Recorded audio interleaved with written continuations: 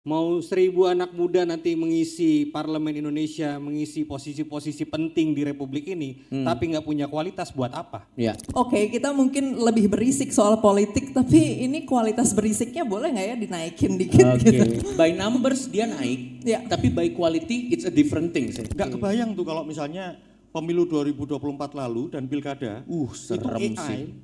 masuk dan kemudian dikonsumsi oleh kontestan pemilu Ya. atau pilkada, Ya. kita tidak bisa bayangkan. Sekarang setiap kali orang protes, gue tanya, lo udah punya belum calon yang lebih bagus?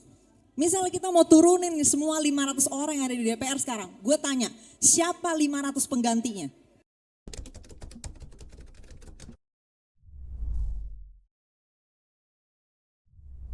Mas Wibi, kan udah ada di dalam sebagai perwakilan anak muda ya, bisa dibilang lah ya. Perwakilan anak muda sudah ada di dalam kekuasaan.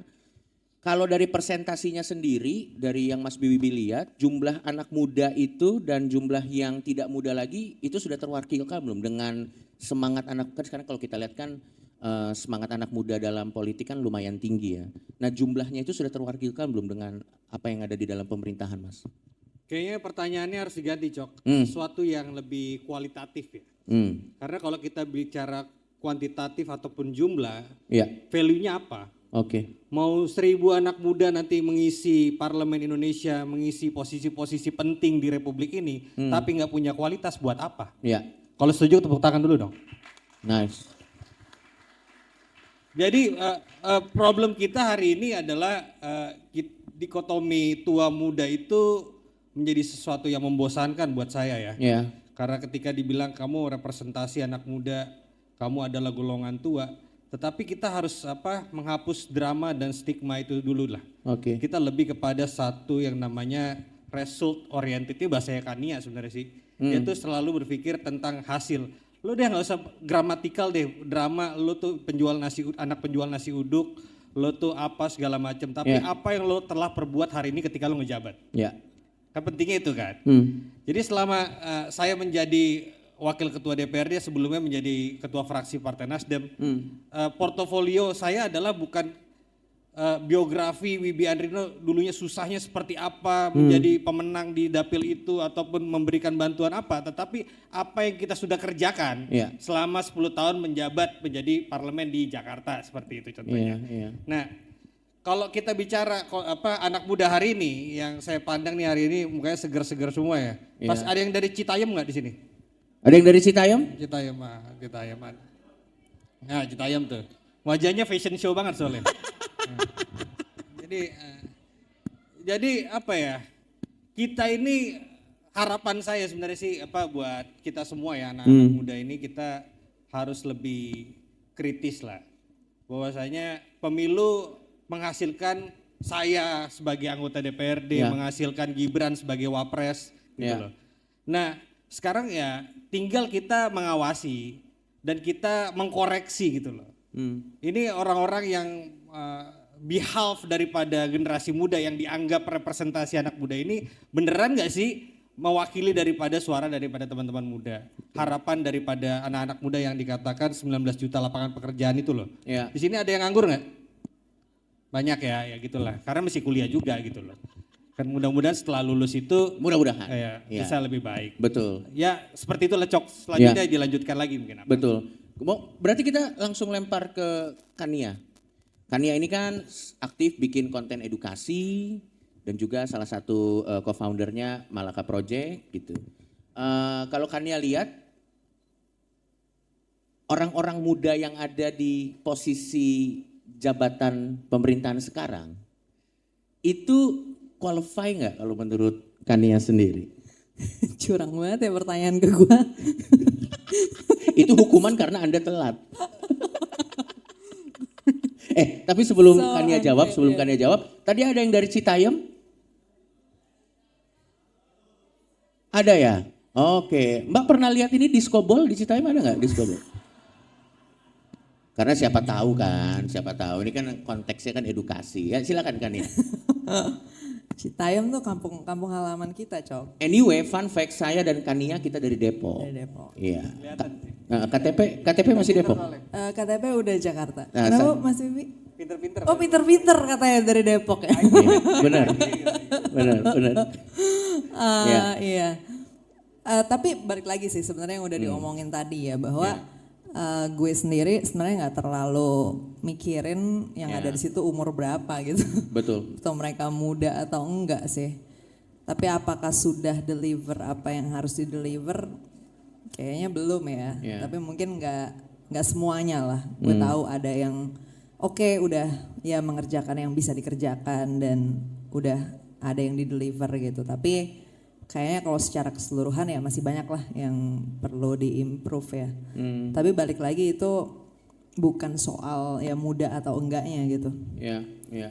Cuman mungkin di beberapa isu mungkin di beberapa isu dengan adanya orang dari generasi muda mungkin bisa lebih berkepentingan misalnya ya. Kalau di waktu itu kan ada researchnya juga tuh yang ngomong tentang kenapa sih perwakilan generasi itu penting. Salah satu yang di-argue juga kan pakai case-nya Brexit tuh. Karena ada kepentingan-kepentingan yang mungkin memang bias generasi sih. Kayak misalnya dana pensiun. Mungkin kalau dana pensiun kayaknya kalau generasi muda semua yang ada di DPR kayak nggak ada yang mikirin itu misalnya Betul. gitu. Nah tapi sebaliknya juga mungkin kalau misalnya soal perlindungan anti diskriminasi dalam lowongan kerja mungkin kalau generasi tua udah gak ada yang peduli sama itu gitu. Nah kayak gitu. Jadi kadang-kadang memang representasi itu ngaruh sih dari bias umur atau generasi. Tapi gue setuju sama Mas Wibi tadi bahwa pada akhirnya kita sebenarnya harusnya menilai sesuatu dari outcomes-nya sih. Dan menurut gue selama ini diskursus politik kita maupun kampanye dalam pemilu tuh masih terlalu banyak bumbunya gitu. Nggak substantif lah gitu ya, nggak fokus ke sebenarnya mau dikerjain apa. Dan parahnya lagi adalah ketika ada politisi yang sebenarnya udah substantif dia nggak bisa menang gitu. Karena marketnya masih sangat dramatis ya. Gitu sih. Thank you. Tapi kalau dari Kania sendiri nih sebagai pembuat konten, sebagai salah satu member dari Malaka juga, terus secara pribadi juga punya konten-konten yang suka membahas isu-isu politik. Kalau dari skena algoritmanya, anak muda ini lebih apatis atau lebih pengen terlibat dalam politik? Sebenarnya ini di mungkin lapangannya sendiri yang Kania lihat. Iya, di lapangan tapi kan kita juga harus ngelihat data juga ya. Tapi menurut data pun sama yang mungkin kita bisa amati di lapangan gitu ya, itu partisipasi dan minat politik tuh naik sebenarnya di generasi yang lebih muda. Bahkan lebih muda lagi tuh ya yang kita lihat sekarang di global kan banyak gelombang protes misalnya itu bisa gede banget dan itu anak-anak muda gitu bener-bener masih belasan tahun lah gitu mereka ikutan kayak gitu kan. Jadi sebenarnya keaktifan minat dan partisipasi politik itu kalau berdasarkan survei-survei yang ada cenderung naik dan kalau kita lihat di sosial media juga naik. Tapi memang ada satu yang udah pernah diskusiin juga di beberapa media ya, yaitu soal kualitas dari partisipasinya itu sendiri gitu. Bisa aja kita minat gosipin politik tiap hari gitu. Tapi sebenarnya pemahamannya tuh nggak sejalan dengan tingkat gosipnya gitu. Maksudnya gimana? Jadi bisa aja kita ngomongin berbagai macam kebijakan, tapi sebenarnya pemahamannya salah terhadap kebijakan itu. Gitu. Nah jadi seringkali misalnya orang di dalam parlemen pun atau dalam eksekutif sudah mendesain sesuatu yang lebih bagus dari sebelumnya, tapi publiknya tuh salah paham. akhirnya nggak didukung gitu. Itu satu. Atau yang kedua dikritik dengan kritik yang tidak nyambung dengan apa yang ada di dalam kebijakannya. Gitu. Nah jadi kita bisa aja frekuensi dalam berkomentar dan berpartisipasinya itu naik, tapi bukan berarti itu selalu sejalan dengan kualitasnya gitu. Dan mungkin sekarang kita mulai harus memikirkan juga kualitasnya ya. Nggak cuman frekuensi partisipasinya aja, bahwa setiap isu kita tahu kosakatanya atau istilah-istilahnya. Bukan cuma sampai situ doang, tapi kita juga harus benar-benar ngerti isi kebijakannya tuh kayak gimana. Kayak gue mungkin bisa kasih contoh yang baru-baru ini tuh soal KUHAP ya. Gue sempat lihat Ferry itu sempat bahas kesalahan orang dalam membaca KUHAP tuh di mana gitu. Tapi di kolom komen tuh nggak ngaruh apapun gitu. jadi Jadi videonya Ferry itu sebenarnya lagi jelasin ke orang-orang bahwa Iya. lu salah paham tahu. Sebenarnya di KUHP tuh nggak ada pasal kayak gini kayak gini. Oke. Isi videonya tuh itu. Intinya seperti itu ya. Nah tapi kolom komennya tuh kayak hajar terus bang, emang harus dibantai ini, kayak gitu loh. Jadi gue kayak oke gitu, maksudnya oke, kita mungkin lebih berisik soal politik, tapi ini kualitas berisiknya boleh nggak ya dinaikin dikit Oke. gitu. Jadi ya I don't celebrate too much gitu of this kenaikan partisipasi gitu loh kalau Oke. misalnya hasilnya kayak gini. Oke, berarti Iya. bisa gue bilang by numbers dia naik, Iya. tapi by quality it's a different thing sih. Iya, ya kita harus banyak dikoreksi sih menurut gue Oke, bagian itu. nah kalau ke Mas Wibi sendiri nih sebagai wakil ketua DPRD DKI Jakarta, pastikan pernah lah menerima kritikan-kritikan dari ya instansi-instansi, bukan instansi, mungkin dari organisasi-organisasi tertentu. Nah sekarang kan Mas Wibi kita bisa lihat bahwa menjadi kritis sama pemerintah seolah-olah kan keren. Seolah-olah itu edgy gitu, ada culture yang seperti itu. Entah siapapun yang membangun itu ya. Kalau lo sendiri sebagai bagian dari aparatur instansi pemerintah, saat menerima kritikan itu, lo lebih banyak ngelihat itu mereka cuman marah yang seperti Kania bilang atau banyak yang susah? Dari di lapangannya sendiri gimana Mas? Pertama yang kelewat tadi kita kasih applause yang meriah untuk KPU RI bikin acara ini keren banget nih. Oh langsung ya? Ini gila nih ya Pak Agus. Ini out of the box banget ini. Menjilat bos. Boleh bos. Oke. Jadi yang pertama mau tanya, gue mau nanya di sini ya. Di sini ada yang ngejarah rumah Saroni nggak? Hah? Nggak ada. Kok nggak ada yang ketawa sih? Nggak ada Jujur. ya? Nggak ada yang ngejarah Ayo rumah jujur, Saroni. jujur kan? aja nggak apa-apa. Jadi gini ya. Saya nih, Ya. selama itu kritikan macam apapun, mau dikatain bodoh, tolol, itu fine, nggak ada masalah. Oke. Tapi jangan ngejarah. Oke ya sepakat dong. Ya. Karena itu adalah two different thing. Jadi yang terjadi hari kemarin yang diperjuangkan teman-teman, terutama Kania dan teman-teman, itu udah spin, udah berubah. Dari suatu yang memang menjadi harapan kita, adanya perubahan, ada perbaikan, tetapi menjadi kriminalitas yang ditertawakan dan semua orang bertepuk tangan akan itu. Bahkan diselebrasi ya. Dia selebrasi. Orang puas sekali ketika melihat ada peristiwa seperti itu. Ini melenceng dari yang apa yang kita inginkan. Dan saya berharap teman-teman muda ini juga nggak termakan sama hal-hal seperti ini. Oke lah, mungkin hidup kita ini banyak kesulitan. Oke lah, banyak ketidakadilan yang kita dapatkan dalam banyak hal, pendidikan, kesehatan, lapangan pekerjaan, bahkan untuk mendapatkan MBG aja ada ketidakadilan.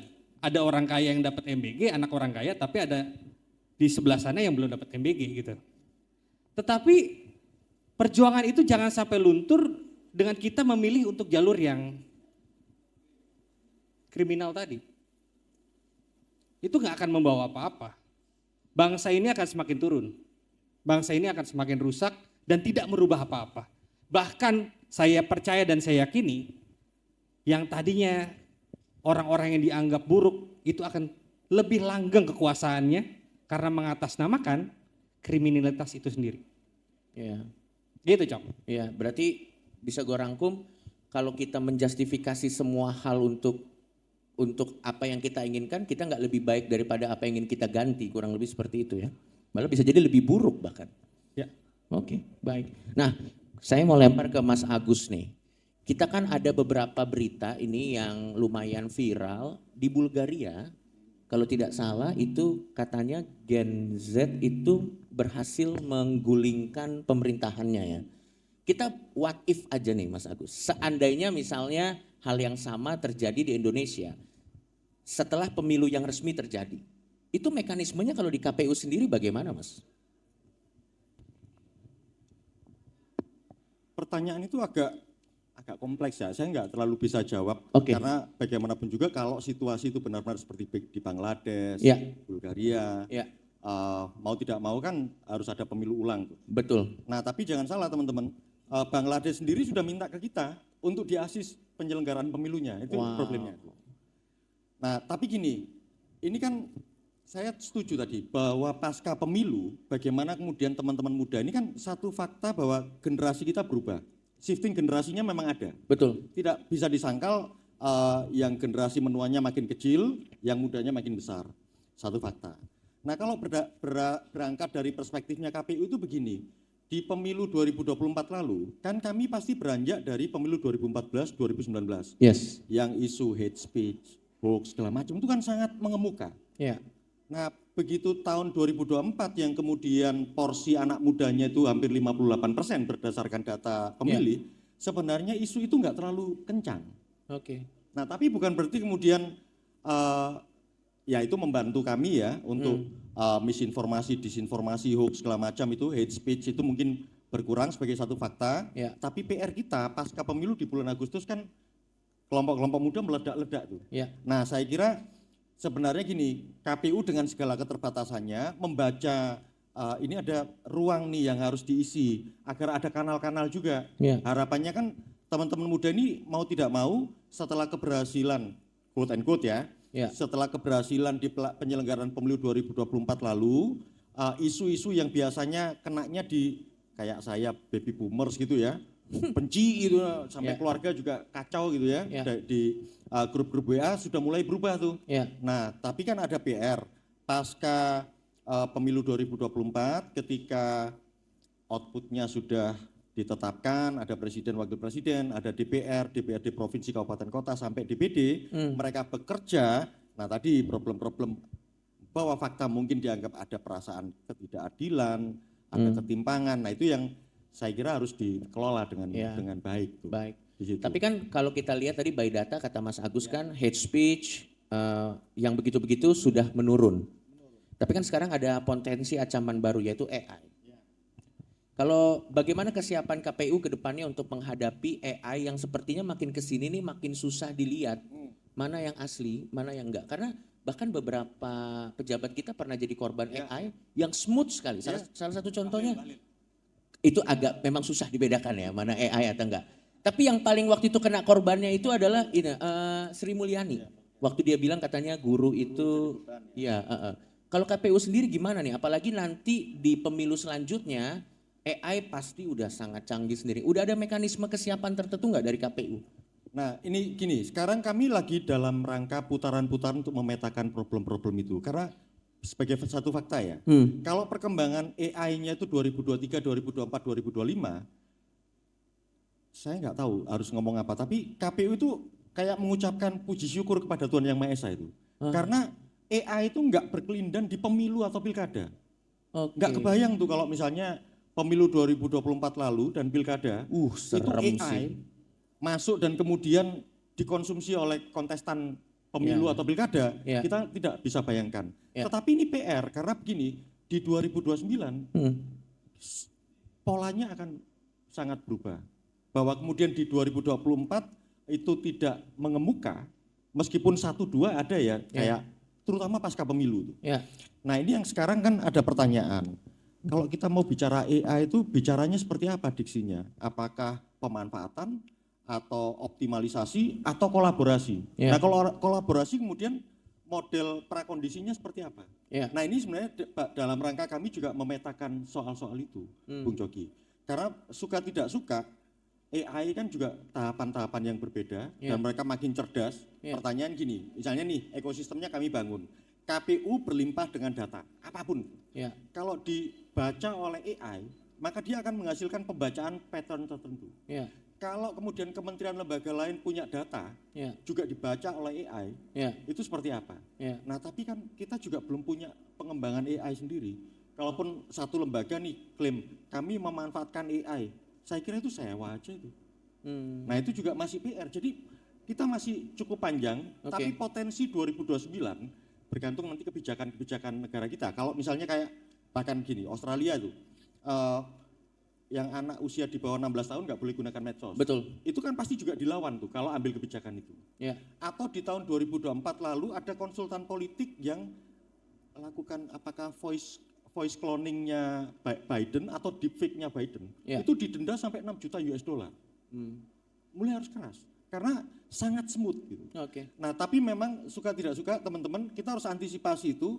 Kami di KPU bersyukur di pemilu 2024 dan pilkada 2024 mungkin itu belum sampai masuk jadi konsumsi kompetisi ya. Itu. Iya, belum separah itu. Di situ. Karena untungnya langganan AI premium mahal ya. Jadi mungkin belum sampai ke semua orang. Tapi kita nggak tahu dalam jangka waktu 5 tahun lagi kan, namanya teknologi semakin dia maju akan semakin bisa terakses oleh banyak orang. Gue mau lempar ke Kania sebelum kita ke Mas Wibi gitu. Kan gue mau nanya, ini pertanyaan yang agak nyeleneh dan agak nakal dikit. Menurut lo, kalau semua pejabat kita diganti AI premium, Indonesia lebih maju atau enggak? Dengan untuk konteks pengambilan keputusan ya? Iya. Semua ya 100% ya? Duh terlalu, kenapa ya pertanyaan ke gue tuh kontroversial gitu loh. Jadi karena gue susah menjawab yang sebenarnya. Karena Anda adalah wakil masyarakat Depok. Jadi nanti kan bisa menunjukkan kualitas orang-orang Depok. Aduh, ini pasti nanti dipotong nih di TikTok nih. Gue jangankan AI deh, gue udah capek banget sama Clipper ya. Maksudnya AI itu udah next level problem, tapi maksud gue Clipper problem pun udah bikin repot gitu ya. Kita kayak dipotong 3 detik, 5 detik, terus kemana-mana gitu kesimpulannya. Sebenarnya ini udah ada researchnya ya, jadi nggak usah dijawab gue. Sebenarnya kan emang udah di research kalau misalnya, jadi gini, kalau misalnya lo udah nentuin tujuannya ya, misalnya lo udah nentuin nih, lo pengen kota lo lebih begini, ya udah emang sisanya sebenarnya lebih gampang kalau di-assign ke mesin aja kan, karena sebenarnya dia tinggal mengolah aja semua data yang ada dan dia pasti bisa mengakses lebih banyak data daripada otak manusia bisa. Betul. Poinnya adalah manusia diperlukan untuk menentukan tujuannya itu sendiri. Karena pada akhirnya kepentingan itu banyak gitu, beragam. AI nggak bisa nentuin nih kepentingan mana yang mau diprioritasin gitu loh. Misalnya kita mau prioritasin benerin jalan dulu atau bangun jembatan gitu kan. Ini kan tergantung, harus dilihat dulu mau prioritasinnya mana nih, kepentingan yang mana gitu kan. Atau kayak perdebatan yang sering rame di mana-mana kan misalnya soal kereta cepat ya, gitu. Apakah lebih mending mendahulukan kereta cepat atau kereta cepat di satu titik atau kesinambungan dari satu titik ke titik lainnya di daerah lain gitu misalnya. Jadi kita mau banyakin panjangnya dulu apa cepatnya gitu kan dari sisi transportasi nih. Nah itu kan AI nggak bisa jawab gitu, ini yang mau diprioritasin siapa gitu loh, siapa duluan nih, masyarakat mana duluan, demografi yang kayak gimana duluan. Nah di situ jadinya nggak bisa di replace gitu. Nah tapi kalau kita udah punya itu, misalnya udah punya nih, oke gue mau prioritasinnya dulu, ya mesin bisa tentuin. Nah tapi kan kalau dari dulu kita bisa dengan simpelnya menentukan ini aja, ya nggak bakal pernah ada konflik dong di dunia ini. Ya kita dari kemarin nggak perlu ada perang dunia dan segala macam gitu loh. The point is in a lot of things it's a zero sum game gitu. Jadi selalu kalau kepentingan gue yang didapat ya kepentingan lo nggak dapat. Kalau kepentingan lo yang dapat kepentingan gue nggak dapat. That's why kita punya konflik. Kalau dari dulu kita bisa nentuin itu dengan sesimpel ini, dengan sedamai ini, nggak akan pernah ada konflik dan perang. Kalau ke Mas Wibi sendiri ngelihat AI ini potensi atau bagaimana nih, terutama dalam konteks politik ya, karena kita kan berbicara mengenai konteks politik gitu. Apakah ini akan menjadi momok nanti di the next pemilu? Karena kan udah mulai dicoba-coba ya, banyak orang kan ketipu AI gitu. Dan gue jujur udah di usia rawan AI nih gue. Karena udah susah banget dibedain. Gimana Mas Wibi? Ya plus minus lah ya. Kayak kita teman-teman kuliah butuh AI kan hari ini ya. Ya kan, bikin tugas, buka ChatGPT gitu kan ya. Betul. Dulu zaman kita mana ada. Nggak ada bro. Ya kan, cari tuh di perpus segala macam, duduk bengong ya kan. Nah itu kan bisa mempermudah. Betul. Tapi juga memperbodoh. Betul. Begitu aja kan. Ada yang mempermudah, bikin kita terlihat pintar di luar ya kan. Tapi dalamnya kosong. Betul. Nah, itu aja sederhana. Tinggal kita gimana bisa mengelola ini barang. Kalau kita kelolanya untuk tujuannya bagus, jadilah dia bagus. Tapi kalau tujuannya hanya untuk pura-pura fake, ya jadinya ya seperti itu, kosong. Kayak kita pingin sebelum ke acara ini mungkin ada orang, saya sering nanya ya sama teman-teman. di acara saya tolong bikin pertanyaan. Ada anak muda yang nanya. Ya. Nanya dia panjang lebar, tapi baca gitu. Dia bikin pertanyaan itu dari ChatGPT. Jadi bukan pertanyaan yang benar-benar dia pingin tanya. Oke. Jadi what for? Kepuasan macam apa yang pingin dia dapat? Dia butuh jawaban itu, apa dia butuh afirmasi bahwa dia terlihat pintar karena dia nanya. Oke. Kan gitu aja sederhana. Genuinitasnya kita jadi hilang. Jadi Cok, ya tergantung kita lah manusia. Kalau kita mau terus terjun ke jurang, ya jadikanlah AI itu sebagai bahan pura-pura kita. Ya. Tapi udah ada upaya-upaya serius tertentu nggak yang dilakukan oleh pemerintah untuk meregulasi hal ini dalam kapasitasnya Mas Wibi misalnya contoh? Di Jakarta belum ada, Ya. kita tunggu regulasi dari pemerintah pusat, Komdigi dan lain-lain ya. Ya. Itu juga saya rasa itu masih sangat amat kompleks ya. Ya. Karena yang mungkin yang hari ini ruling the game juga baby boomer. Oke. Jadi baby boomer itu mungkin tidak tahu plus minusnya juga. Jadi nanti dalam pengambilan kebijakan juga bisa gawat juga. Iya, iya, iya. Jadi kita mau menggunakan AI itu untuk melesat ekonomi jadi 8% seperti Pak Purbaya misalnya seperti itu. Iya, Di iya, satu sisi juga itu menjadi hanya utopis. Iya, iya. Wacana-wacana utopis aja. Oke, menarik. Gue lempar lagi ke Mas Agus nih. Mas Melas. Mas Melas, tantangan terbesar di the next pemilu setelah KPU, kita udah jalan acara ini kurang lebih ya 6 kota ya. 6 kota. Tantangan yang paling nyata yang kemungkinan akan dihadapi KPU di pemilu selanjutnya tuh apa dan kesiapannya tuh udah melakukan apa aja Mas sejauh ini? Jadi gini Mas Coki, kalau KPU itu kan sejak tahun 99 pemilu itu selalu diselenggarakan oleh KPU. Jadi Yes. kita ini sudah pemilu ke-6 lah, pasca reformasi ya. Iya. Itunya. Mau dibebankan atau diimplankan tanggung jawab apapun, dia bisa deliver. Iya. Nggak ada soal kalau dari sisi manajerial, termasuk kapasitas sumber daya manusia maupun anggaran. Iya. Nah yang jadi soal itu begini, apakah pemilu 2024 dengan segala pengalamannya, dengan segala dinamikanya, itu nanti ada semacam koreksi yang kemudian tidak mengubah banyak sistem gitu ya, Ya.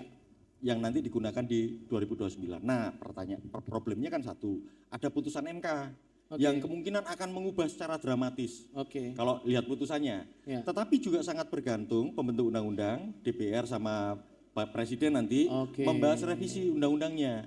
Misalnya apakah sistemnya tetap, nanti jadwal keserentakannya bagaimana. Itu KPU itu mau tidak mau dia hanya posisinya pelaksana undang-undang. Oke. Jadi nanti soal cetak birunya bagaimana sistem politik kita dibangun, sistem pemerintahannya seperti apa, sistem pemilunya seperti apa akan sangat bergantung nanti undang-undang ditetapkan di situ. Nah, kalau undang-undang ditetapkan maka kita akan ngomong teori sistemnya tuh. Oh kalau sistemnya seperti ini maka secara operasional begini itu. Kalau itu diserahkan ke KPU nggak ada soal. Tapi kita masih menunggu instrumennya. Nah problemnya satu, kalau nanti pemilu 2029 dengan undang-undang yang baru mengubah secara dramatis, pertanyaannya kita itu terlalu sering ngubah-ngubah sistem tuh.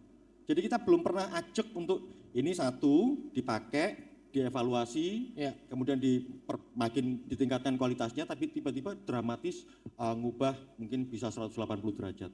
Nah ini PR kita nih. Nah nanti juga akan berpengaruh ke Mas Wibi, akan ngubah lagi metode kampanyenya kan, caranya seperti apa. Nah itu juga PR kita. Tapi kalau dari KPU sendiri, referensi percontohan negara yang melakukan pemilunya dengan baik tuh negara mana dan mereka tuh komposisinya tuh digital atau manual Mas? Ini kalau soal digital manual itu soal perkembangan peradaban manusia. Ya. Jadi pemanfaatan teknologi informasi selalu akan dipergunakan. Nah tinggal urusannya apakah sistem pemilunya itu mau digantikan benar-benar yang elektronik atau masih kombinasi ya. Nah kalau dikatakan mana yang lebih bagus, saya bisa garansi Indonesia paling bagus. Kenapa? Di seluruh dunia? Ya menurut saya karena begini, tidak ada sistem pemilu yang paling baik. Yang paling baik itu yang paling cocok buat negara itu. Oke. Nah pertanyaan gini, tidak ada satupun sistem pemilu dan penyelenggaraan pemilu yang sangat kompleks sebagaimana di Indonesia. Dan kita sudah melaluinya sekian periode. Jadi kalau dalam konteks demokrasi prosedural melalui pemilu, ya dinamika pasti ada lah. itu mau tidak mau kapasitas, pengalaman dan kualitas dari penyelenggaraan pemilu di Indonesia itu tidak ada bandingannya. Bahkan banyak negara-negara lain, terutama negara waktu itu kan Middle East ya, sempat ada apa sih revolusi. Awal-awal mereka mau berdemokrasi, juga minta sarannya ke kita. Mungkin Indonesia itu pengalaman baiknya, segala lesson learned, pengalaman baik, kisah suksesnya tidak lagi dipertukarkan, nggak usah muluk-muluk deh di negara-negara kawasan barat yang sekarang juga diguncang banyak hal kan, di negara-negara kawasan Asia deh. Kita jadi rujukan kok. Kita percontohan iya. Jadi Bangladesh itu udah kirim surat bahkan. Kan waktu Nepal ya, sorry. Nepal itu. Kan waktu itu isunya kan KPU juga gitu kan, KPU di Nepal kan. Nah, negara Nepal sendiri kirim surat untuk diasis tuh pemilunya bagaimana. Loh ini satu fakta kok, dan nggak 1-2 negara. Korea Selatan juga mereka bagaimana ngelola pemilih yang di luar negeri. Kita ini kan punya 128 perwakilan negara di dunia, yang itu pemilihnya itu kalau nggak salah 2 juta tuh, yang kami harus kelola. Nah ini nggak mudah.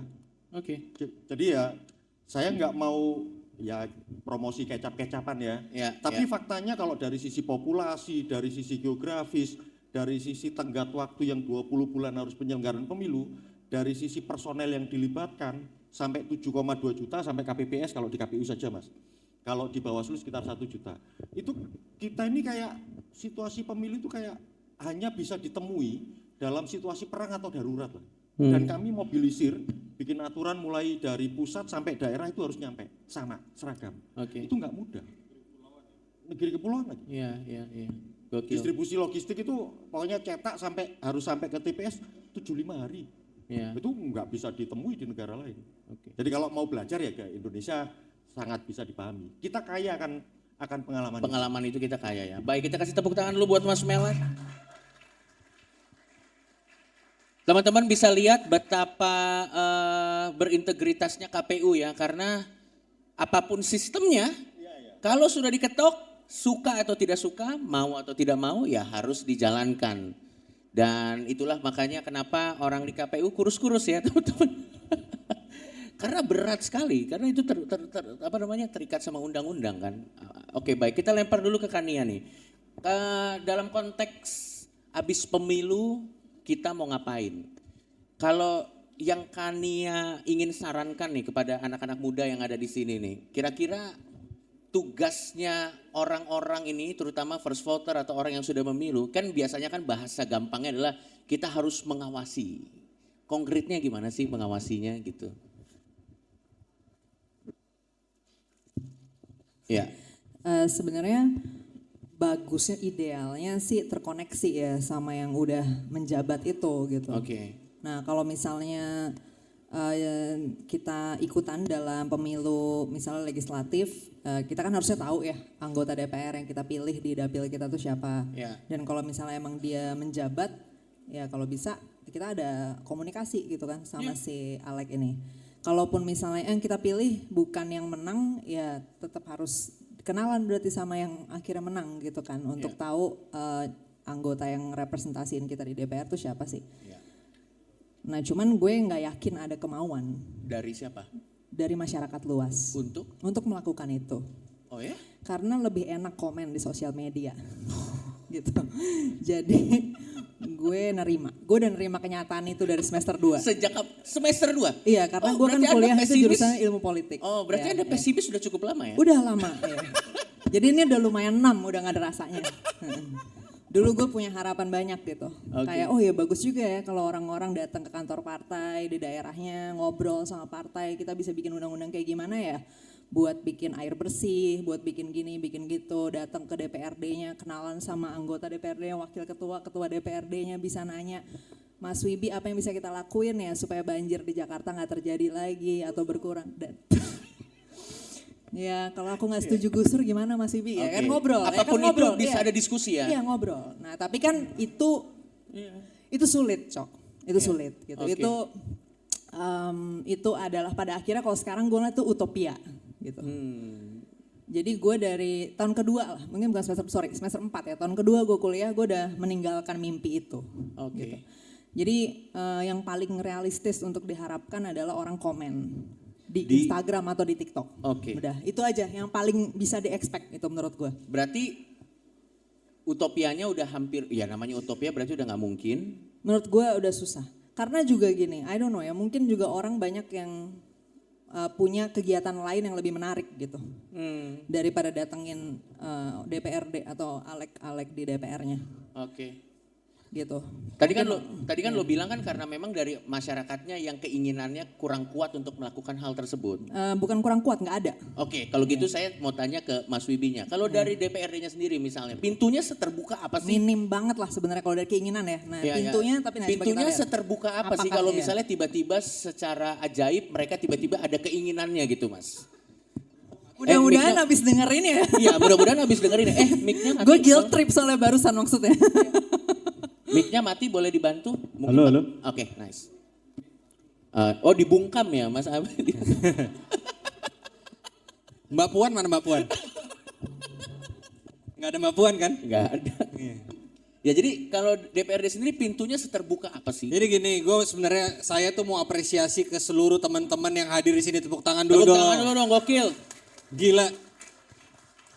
Di sini yang hadir di ruangan ini, di tempat ini adalah orang-orang yang masih berharap bahwasanya besok Indonesia bisa lebih baik lagi. Yes. Setuju? Kalau setuju tepuk tangan lagi. Yes.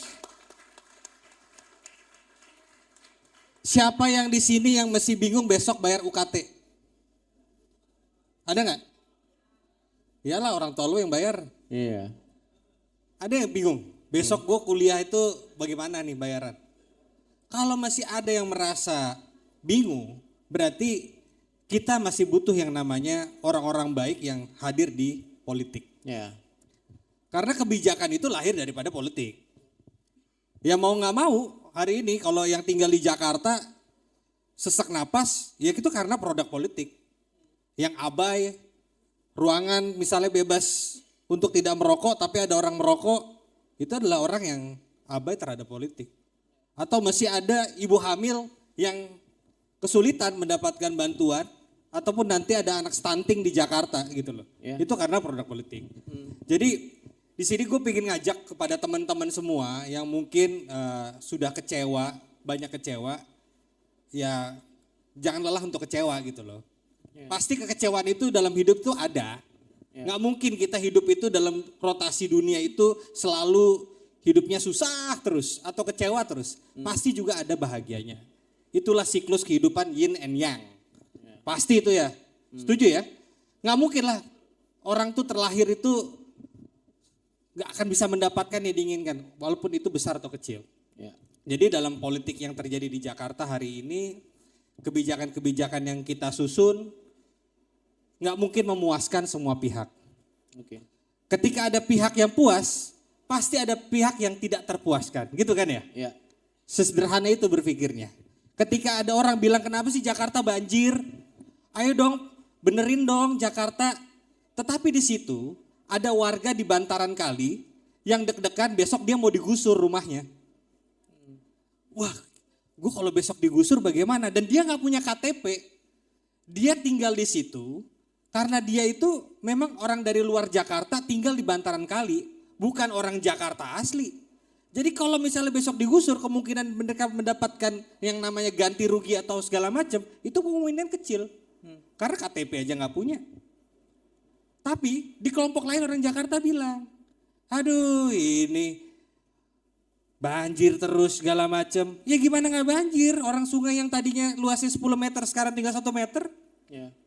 Kan logikanya gitu. Terus ada orang bilang, Jakarta mau bikin perda yang namanya kawasan tanpa rokok. Ya. Perda kawasan tanpa rokok. Bang Agus sama Coki ngerokok. Ya. Bagi saya yang nggak perokok, saya nggak suka banget sama orang perokok. Saya akan terpuaskan dengan perda itu. Tapi bagi Bang Coki sama Bang Agus, dia bilang, lo melanggar HAM gue. Hak asasi manusia gue mana sebagai penikmat rokok. Itu aja Kasihan udah petani rokok. 2 lawan 1. 2 lawan 1 gue kalah. Ya dong. 3 ya. 3 lawan 1 lo ngerokok juga ya? Oh ya udah. Udah kalah gue. Gue bawa anak gue nih ke sini nih. Iya, Gue bikin drama-drama nih. Anak gue sakit apa segala macam. Perlu gak kayak gitu? Ini ada istri gue di sini. Halo sayang. Tepuk tangan dulu untuk istri saya. Gokil. Ya. Ini bawa bukti bahwa gue bukan Ridwan Kamil. Gokil. Nah, iya. Ya. Kan dia lagi digugat cerai. Betul.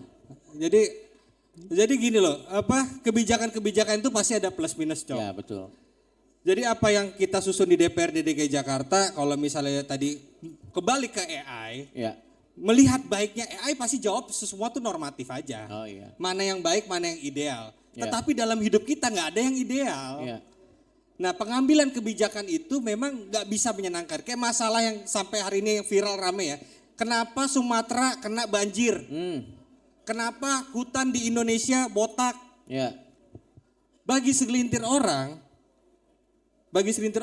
itu mendapatkan manfaat dari hasil tambang segelintir orang. Bagi rakyat banyak di Sumatera yang sulit, akibat aktivitas sawit, tambang dan lain-lain, itu mengakibatkan rumahnya hilang, bahkan nyawa melayang. Itu kan fakta ya. Ya. Terus siapa yang harus bertanggung jawab terhadap hal itu semua? Ya. Ya pemegang kebijakan tadi. Karena dia berpihaknya di kaki yang mana? Di sepatunya siapa? Ya. Di sepatu rakyat apa di sepatu para konglomerasi? Ya. Kayak gitu. Cocok? Ya. Cocok kakak-kakak semua? Wah, lesu ini. Lesu. Tapi kalau misalnya ada di posisi yang sulit kayak tadi, di mana misalnya contoh kita ambil banjir misalnya. Kalau misalnya kita ini ada penggusuran ini dan yang lain-lain, tapi seperti yang udah dibilang tadi, dan keputusannya tetap harus diambil. Biasanya kalau Mas Wibi sendiri ngambilnya itu rule of thumb-nya gimana Mas? Kalau memang keputusannya harus diambil tapi pada akhirnya pasti ada yang tidak senang, itu rule of thumb-nya gimana? Basis gue adalah empati. Gue nggak berbasis logika. Oke. Jadi ketika gue berbasis empati, gue melihat kepentingan orang yang paling kebatin lah. Oke. Kalau logik, gue pasti gusur. Oke. Ini ganggu. Tapi empati itu nantinya akan berujung pada logika. Oke. Berawal dari empati, berujung pada logika. Hmm. Persuasif lebih dulu dibandingkan represif. Oke. Dan itu kayaknya yang AI tidak miliki ya. Milikin juga. Iya, tergantung settingannya sih sebenarnya. Kalau premium bisa, kalau yang free kayaknya belum. Oke, kita ke Mas Agus dulu nih. Sebelum nanti mungkin kita ke sesi tanya jawab sebentar lagi ya, karena udah mulai, kayaknya udah mulai gelisah nih, pengen nanya-nanya nih. Kita ke Mas Agus. Kalau dari Mas Agus sendiri, dari KPU-nya sendiri nih, ada nggak sih upaya-upaya untuk memperkenalkan misalnya di next pemilu nanti atau di sistem kita atau di pemilu sebelumnya, upaya-upaya dari KPU untuk memperkenalkan calon-calon yang nantinya akan dipilih oleh masyarakat gitu. Itu sebenarnya tanggung jawabnya KPU sebagai penyelenggara pemilu atau tanggung jawabnya individu-individu yang memang ingin bermain dan ingin dipilih. Itu soalnya kayaknya masih banyak yang belum terlalu tahu gitu. Terutama kalau untuk presiden mah itu udah jelas lah, pasti semua orang tahu. Tapi untuk yang di bawah-bawahnya presiden nih, yang mungkin lebih kecil-kecil gitu. Kan kadang kan kalau kita buka kertasnya kan ini cuma nama doang, kadang kagak ada mukanya. Kalau orang-orang ini pengen tahu, mereka tuh cari taunya dari mana sih Mas? Apakah KPU menyediakan informasi itu atau kita yang sebagai pemilih yang harus cari tahu sendiri? Itu sebenarnya gimana Mas? Ya kalau tanggung jawab sih sebenarnya lebih besar pasti ke peserta ya. Oke. Karena mereka yang harus memang mengkampanyekan dirinya. Tapi yang jelas KPU memang ada porsi untuk itu. Porsi misalnya melalui kanal-kanalnya informasi punya KPU. Ya. Ataupun misalnya kami pasang iklan misalnya. Iya. Atau ya informasi seputar bahwa ini partai politik peserta pemilu. Ini Oke. paslon yang akan jadi maju jadi calon presiden wakil presiden dengan visi misi program. Ya. Nah termasuk nanti daftar detail nama-nama dari nama, bahkan gini KPU itu harus detail tuh Mas Wibi itu nama lengkapnya. Ya. Kalau misalnya harus menyertakan gelar, Ya. bahkan haji atau raden segala macam itu Sedetail itu. sedetail itu. Oh. Dan kami kalau belum sampai ada otorisasi dari partai pengusungnya dan Mas Wibi, Ya. kami nggak boleh cetak surat suara. Oke. Tapi informasi tentang partai politik, calonnya siapa saja itu pasti kami juga sediakan. Oke. Tetapi kalau dalam konteks mengkampanyekan ya tentu di peserta. Oke. Nah karena kan memang begini, melakukan sosialisasi itu juga kan butuh anggaran. Betul. Nah, kami pasti tidak akan bisa lebih dari ruang gerak yang diberikan oleh negara di situ. Oke. Tapi kami lakukan. Oke, berarti balik lagi ya jawabannya teman-teman, kalau ingin tahu ya memang effort lebih banyaknya ya harus dari kita yang harus mencari tahu gitu. Dan kalau memang yang akan Anda pilih tidak ada informasinya, ya jangan dipilih. Baik, kalau begitu mungkin kita akan langsung ke sesi tanya jawab aja. Apa? Oke, kita akan langsung ke sesi tanya jawab. Tapi sebelum kita ke sesi tanya jawab, ini bakal ada teman kita yang akan stand up. Kita kasih tepuk tangan dulu dong. Dia ini adalah seorang stand up komedian disabilitas yang akan mencoba menghibur kita semua. Langsung saja kita panggil. Ini dia Anggi Wahyuda.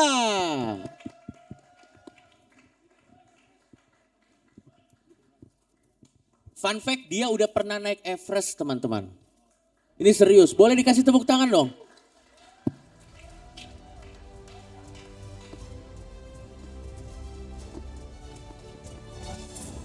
Cik.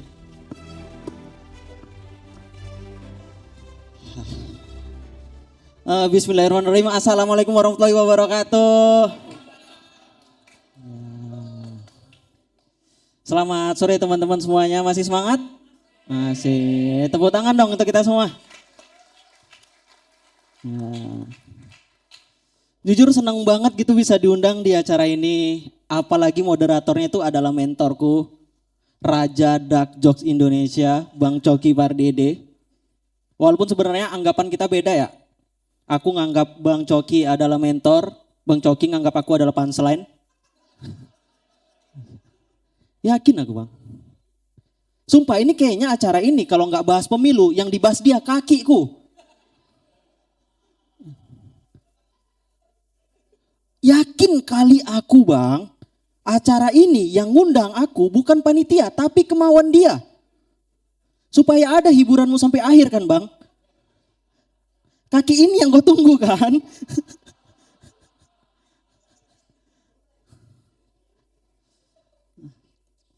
Dan hari ini tuh temanya abis pemilu mau ngapain. Kita ulang. Abis pemilu mau ngapain.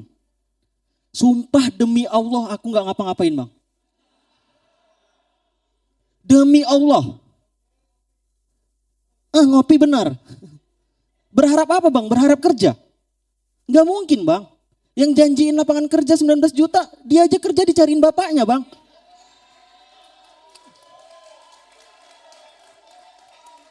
Berharap apa gitu Kak?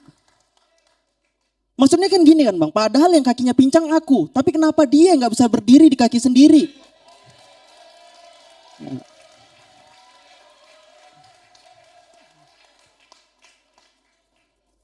Makanya kalau ditanya abis pemilu mau ngapain, sumpah Bang gak tahu mau ngapain karena trauma. Indonesia yang katanya negaranya, saling sayang, demokratis, pas pemilu enggak, saling fitnah. Betul kan? Korban aku Bang. Gara-gara kakiku satu, aku dituduh pendukung Pak Anies.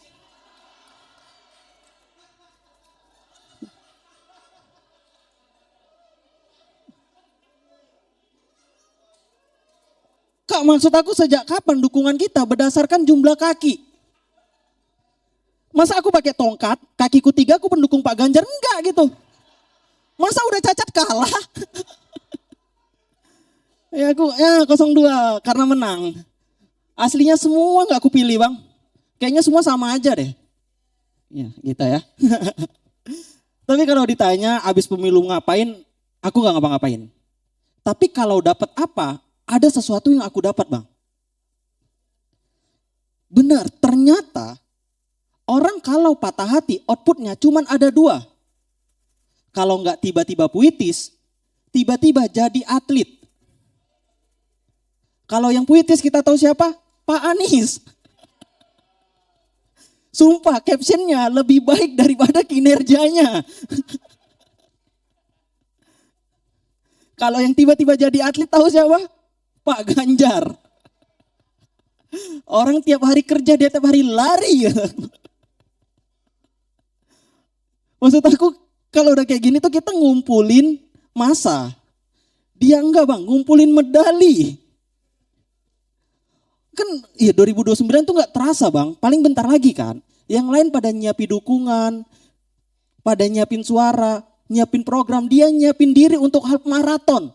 Lihat di Instagramnya bang, 72K dia. Padahal suaranya cuma 17% ya. Aduh. Maksud aku ngapain gitu, capek-capek bikin caption puitis, capek-capek lari. Padahal cuma modal goyang aja tuh udah bisa menang ya. Joget aja gitu.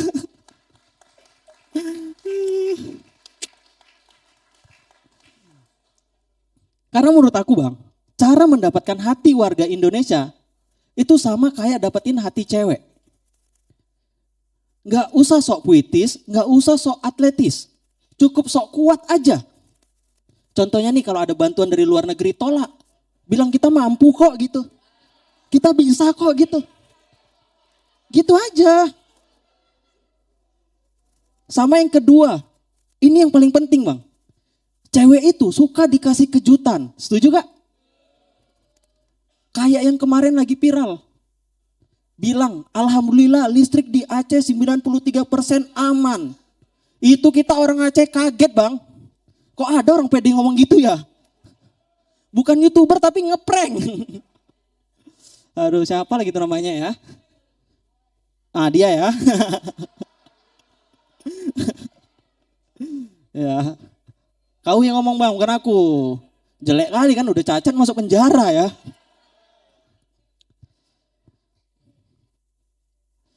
Karena kebetulan aku tuh asli dari Langkat, Sumatera Utara bang. Dan saudaraku, keluarga aku tuh terkena bencana. Makanya kaget aku, Pak Bahlil ngomong kayak gitu. 7 hari kita gelap-gelapan tiba-tiba dibilang dia terang. Yang terang itu bukan listrik ke sana bang. Isi komen peril. Orang pandu gitu. Tiba-tiba ngangkat beras bang, yang ngangkat dia sendiri. Dan alhamdulillah ya teman-teman, di banjir kemarin tuh alhamdulillah aku tuh udah merantau di Jakarta bang. Jadi gak kena. Bayangin kalau aku masih tinggal di Langkat bang. Itu berita pertama, korban pertama yang dianggap meninggal udah pasti Anggi Wahyuda bang. Gak bisa lari aku bang.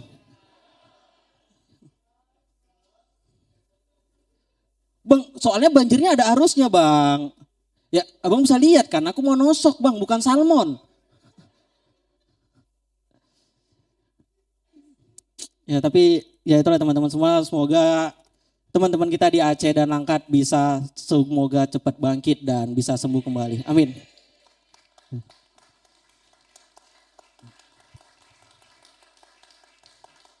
Karena sebenarnya kita butuh bantuan dan butuh uluran tangan, bukan butuh engagement teman-teman semua.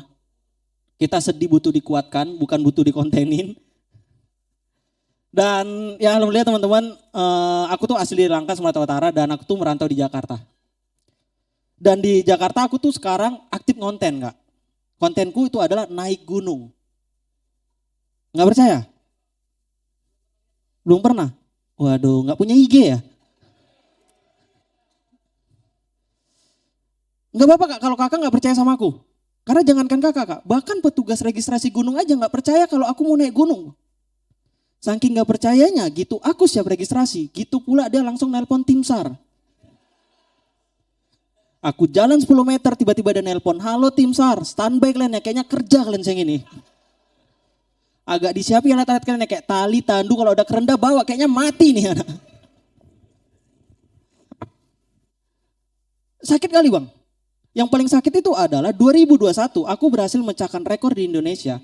Menjadi disabilitas pertama yang menaiki Gunung Rinjani dan Gunung Kerinci, gunung tertinggi kedua dan ketiga di Indonesia.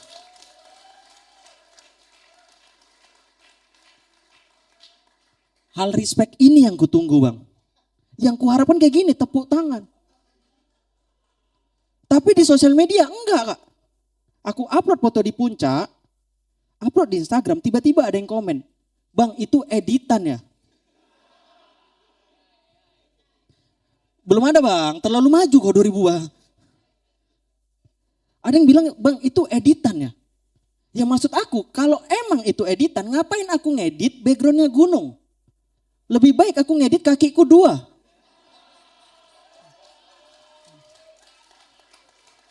Minimal di kehidupan nyata aku cacat, di sosial media sempurna aku bang. Bisa ngaku-ngaku tentara aku. Ada bidan halo dek. Gitu. Oke, saya Anggi, selamat sore. Terima kasih teman-teman semua.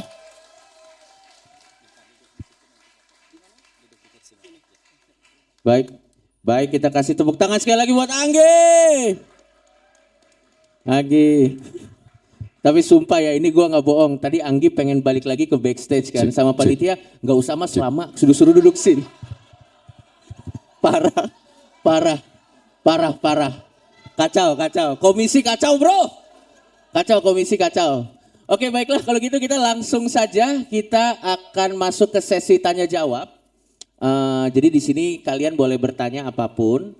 Silakan ke para narasumber kita. Kita bisa mulai dari sekarang. Mungkin nanti Fikri bisa dibantu, kalian aja yang milih siapa. Kita mulai dari sekarang. Boleh? Mau yang mana? Oke, silakan Mas. Bentar ya, saya mau atur settingan handphone dulu buat dokumentasi sendiri. Oke, boleh. Namanya siapa, umurnya berapa? Eja. Bentar ya. Boleh Mas. Ternyata lebih lebih lama nunggu Mas ini daripada Anggi naik ke atas ya. Gak apa-apa, silakan Mas. Ya, udah siap saya. Boleh.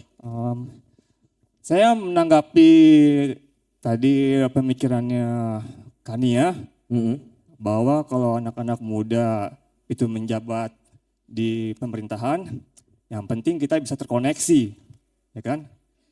Nah sekarang kalau kita terkoneksi, misalnya pemerintah akan membantu apa? Tapi saya ada opini sebenarnya bahwa percuma aja sih anak-anak muda itu menjabat kekuasaan. Maksudnya anak-anak muda dari oposisi ya. Ya. Hah? Ya oke. Karena juga nanti kalau kita di dalam kekuasaan koalisi pemerintah itu juga akan terpengaruh oleh kerjasama politik global. Jadi tetap koalisi atau oposisi pun pasti akan disusupi oleh elit asing. Dan saya udah sering banyak datang ke event-event gerakan komunitas masyarakat bawah, ya memang terlibat dengan asing. Saya bisa buktikan sih. Oke. Terus harapan sesungguhnya sebenarnya adalah pemberdayaan mandiri kepada masyarakat-masyarakat. Nah, sekarang pertanyaannya, buat semua nih, masing-masing narasumber di sini, pemberdayaan apa sih dari pemerintah yang seharusnya diberikan buat masyarakat? Dah. Oke, baik. Terima kasih. Kita kasih tepuk tangan dulu. Pemberdayaan apa yang harusnya diberikan pemerintah kepada masyarakat? Itu sebagai pertanyaannya, sebenarnya intinya itu. Dalam konteks apapun ya sepertinya, dalam konteks apapun. Oke, mungkin saya rasa pemberdayaan pertama yang harus diberikan mungkin ya edukasi ya, mungkin pendidikan. Tapi mungkin kalian ingin menanggapi? Oke, boleh ditanggapi? Pertanyaannya katanya tadi apa ya? Tanggapannya ke Kania boleh? Tadi sih gue nggak ada ngomongin pemuda sebagai pejabat sih. Maksudnya tadi kayaknya maksudnya tuh yang soal kalau orang terkoneksi sama yang menjabat. Betul. Tapi kan poinnya kan bukan itu. Betul. Maksudnya, baik. Ya. Kalau maksudnya ada kepentingan berbagai negara juga di dunia dan lain sebagainya ya iya emang sih. Maksudnya that's true. Maksudnya ada ya panjang gitu. Maksudnya kalau kita mikirin sampai akarnya banget, ya memang banyak hal yang mungkin harusnya nggak begitu gitu ya. Maksudnya ketika kita udah masuk ke dalam sistem yang seperti kita punya sekarang, ya memang ada banyak hal yang akhirnya punya konsekuensi. Ya. Macem-macem lah gitu kan. Yang akhirnya kita juga mau mengandunya juga susah gitu semuanya. Mau gimana gitu, mau gimana cara mengandunya ketika populasi dan aset fisik bangunan lain sebagainya sudah dibangun di atas sistem seperti itu gitu. Baik. Ya jadi kalau misalnya mau dibilang apakah ya udah jadinya nggak ada yang bisa dilakuin nih gitu kan. Ya sebenarnya mungkin nggak juga sih, mungkin Ya, paham. masih ada hal yang bisa kita improve gitu. Kayak mungkin kalau sekarang kan kita juga bingung gitu ya dengan sawit gitu misalnya. Ya. Karena kan banyak sekali produk yang kita butuhin yang memang bahannya sawit dan belum ada alternatif yang lebih baik. Ya. Jadi in a way menggunakan sawit itu sudah opsi terbaik gitu yang ada. Ya, saat ini. Dalam konteks ketika misalnya kita mau pakai minyak goreng gitu kan, yang sering didebatin kan ya lu masih pakai minyak goreng, lu masih makan gorengan, ya iya dan emang kebetulan belum ada alternatifnya juga gitu. Ya. Nah cuman yang bisa kita improve kan ya misalnya produktivitas sawitnya sendiri gitu, mungkin ya kayak kita maksimalin harus lebih produktif mungkin lah, jadi nggak terlalu banyak buka lahan yang nggak necessary gitu misalnya. Ya. Terus juga mungkin pemulihan lahan ketika sawitnya sudah habis ya gitu, maksudnya udah lewat expiry date lah gitu, udah nggak bisa diproduksi lagi. Nah itu gimana gitu kan? Ya mungkin kita bisa lakuin itu semua, tapi kalau misalnya kita mengandu dalam artian oke kita nggak pakai lagi gitu ya, mungkin belum tentu bisa. Bukan cuma soal kebutuhannya udah ada, tapi juga market yang terbentuk dari kebutuhan itu juga ada. Oke. Dan bisa menimbulkan kematian yang lebih besar lagi mungkin ya. Kalau misalnya kita secara sembarangan aja mematikan satu industri atau tadi misalnya merombak suatu sistem gitu. Contohnya misalnya sistem pangan global lah gitu ya. Mungkin ada yang banyak mengkritik harusnya pangan itu semua mandiri aja masing-masing gitu. Ya kalau kita cuman berpikir secara abstrak aja, secara matematis itu gampang ya untuk bikin kesimpulan seperti itu. Tapi kalau lihat in real life-nya ketika sudah ada jaringan ekspor impor dari sini ke sini, dari sini ke sini, ini chain dari market ininya udah melibatkan nggak tahu berapa ratus ribu orang, berapa juta orang kayak gitu. Nah jadi betul bahwa kalau kita susurin lagi masalahnya mungkin tadi misalnya ya bahwa sebenarnya percuma juga nih politik lokal gini-gini, ujungnya secara global juga ada jaringan kekuasaan global yang punya kepentingannya misalnya bla bla bla, ya itu mungkin iya gitu. Tapi di sisi lain kalau untuk mengandu completely sistem yang udah ada itu juga nggak make sense gitu untuk sekarang ini. Nah jadi kita lakuin apa yang terbaik yang bisa kita lakuin dalam konteks di mana sistem itu bisa beroperasi. Baik. Kayak gitu sih kalau dari perspektif gue ya. Baik, kita kasih tepuk tangan dulu untuk jawabannya. Dan mungkin nanti bukti-bukti Mas ada keterlibatan asing itu bisa disampaikan ke komisi. Karena komisi juga adalah CIA Mas, saya kasih tulis semuanya. Jadi kita langsung aja ada pertanyaan lagi yang lain, silakan. Nah ini dari Mas ini, silakan Mas. Namanya siapa? Ya baiklah, selamat siang semua. Selamat siang. Selamat siang buat semua narasumber. Perkenalkan saya Joshua. Kebetulan saya mahasiswa hukum dari UPN-VJ. Oke. Jadi mungkin selamat siang juga Kak Wibi. Mungkin saya di sini ingin bertanya tadi. Menurut Kak Wibi, setiap kegiatan dan aktivitas kita ini adalah setiap produk politik ya. Segi dari kemacetan, dari padatnya di bis atau mungkin tadi rumah-rumah yang di bantaran sungai. Sekarang yang jadi pertanyaan saya, mungkin kemarin kalau menurut dari Kak Willy sendiri di parlemen ini seperti liga bola. Nah kalau menurut dari Kak Wibi nih, apa sih tindak lanjutnya dari setiap parlemen, dari setiap semua undang-undang yang sudah ada atau dari setiap peraturan-peraturan daerah untuk menanggapi setiap liga yang ada di dalam parlemen ini. Bagaimana sih kebijakannya untuk menindaklanjutinya untuk kita mahasiswa, masyarakat ataupun setiap orang yang sudah tua, yang lansia yang membutuhkan lebih daripada kita yang masih aktif ini. Sekian dari saya. Pertanyaannya jadi tadi apa? Tindak lanjutnya dari setiap parlemen. Gue lagi ngetes lu Cok, lu nyimak apa enggak? Tadi kan gue perhatiin lu kan ngeliatnya begini terus ternyata gak nyimak. Karena gue ngeliat batiknya. Asik. Bagus batiknya soalnya. Jadi gini Jo, kita sebagai anak hukum ya, pasti basisnya adalah pertama ketika membuat satu aturan tuh kita lihat nih manfaatnya apa. Terus bagaimana nih teori keadilannya seperti apa. Hal-hal seperti itulah. Tetapi tidak ada keteraturan tanpa aturan.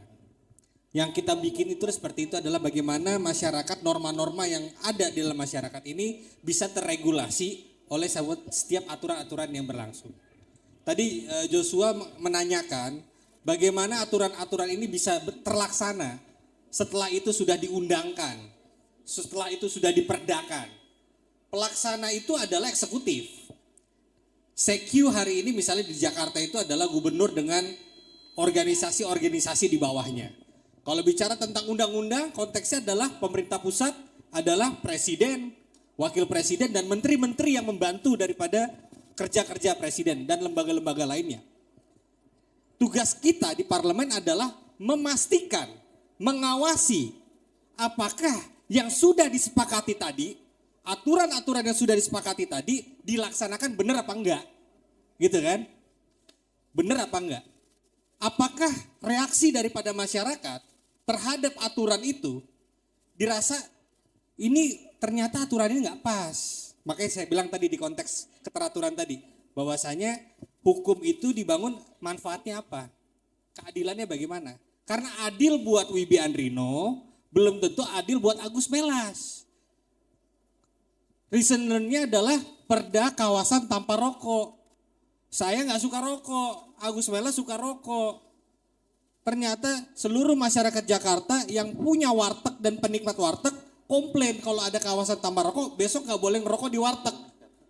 Ngamuk lah asosiasi pedagang warteg di demo DPRD DKI Jakarta. Lo bikin aturan mikir dong. Ini kalau besok nggak ada lagi yang makan di warteg bagaimana? Gimana kita orang-orang Tegal gitu kan? Ya seperti itu. Jadi dalam konteks pengawasan itu kita memastikan reaksi daripada publik. Contoh, KPU di sini bikin acara Meet the Politician bersama komisi. Ini adalah bagian daripada satu program yang dibikin oleh KPU untuk mengedukasi masyarakat muda calon pemilih 2029. Kita lihat nanti as a parliament, program ini bermanfaat nggak? Program ini seneng nggak anak muda? Teman-teman seneng nggak sama program ini? Seneng. Bikin lagi. Tepuk tangan dulu dong. Gokil. Ya. Kontraknya sama komisi dinaikin. Cocok? Iya. Undang gua terus ya. Jadi kayak gitu teman-teman. Ya seperti itulah pokoknya. Ya, kita kasih tepuk tangan dulu untuk Mas Wibi. Ada lagi yang ingin bertanya tadi? Boleh? Yang di sampingnya boleh? Karena kebetulan masih di satu ini, silakan. Dengan siapa? Oke, perkenalkan Bang, nama gua Bagus Hardiansah, gua dari mahasiswa UIN Jakarta. UIN Jakarta. Oke, izin bertanya kepada narasumber atau moderator mungkin nanti mau menjawab. Jadi pertanyaan saya itu adalah Indonesia ini kan dia menganut sistem demokrasi ya. Ya. Yang dimana itu kan sistem. Dan kita melihat bahwasanya ya sorry to say banyak money politik. Saya pikir itu adalah sistem yang salah.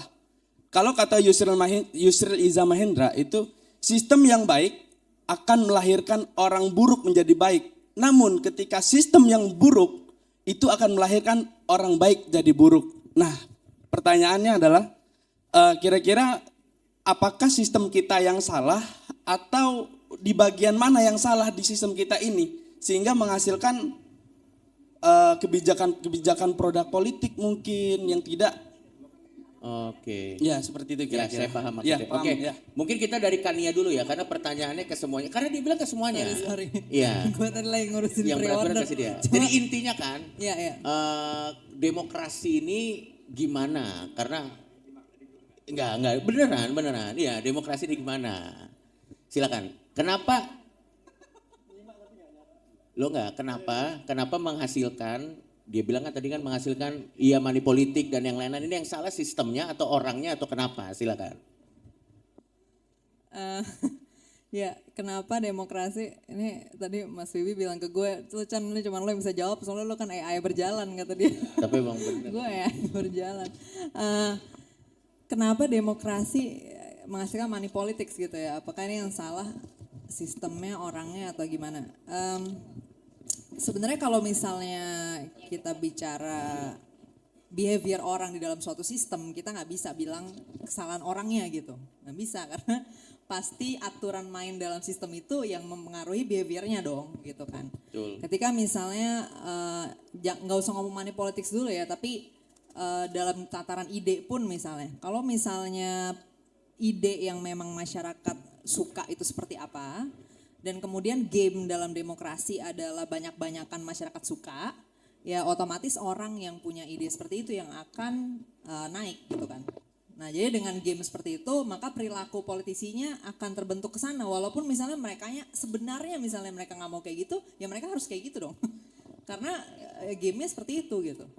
Nah dalam konteks money politics menurut gue ya bisa dari sisi aturan mainnya sendiri itu di mana orang butuh masyarakat memilih. Nah ketika masyarakat memang banyak yang menganggap nilai dari pilihannya itu bisa ditukar dengan money politics yang diberikan, ya siapa yang berhak untuk mengatakan enggak gitu kan. Itu kan sama aja kayak Coki jualan komedi gitu. Siapa gua untuk mengatakan Cok lu gak boleh jualan komedi lu gitu kan. Nah sebenarnya secara aturan betul kita melarang. Tapi pada akhirnya ketika banyak sekali yang melanggar gimana gitu kan. Gimana cara menyetopnya gitu kan. Ketika 99% player melanggar gitu. Player dalam hal ini voters ya. Ketika karena of course kandidat juga dilarang. Tapi voters juga dilarang kan sebenarnya menerima. Nah kalau misalnya kandidat jumlahnya mungkin dikit ya. Tapi voters kan jumlahnya puluhan juta gitu kan. Nah kalau misalnya yang melanggar 90%, berapa banyak penjara yang harus kita bangun untuk nangkepin penerima serangan fajar ini gitu kan. Nah terus juga kalau gue ngelihat ketika kita bicara morality itu sendiri, misalnya kita bicara baik buruknya sesuatu, itu kan pada akhirnya kesepakatan bersama ya.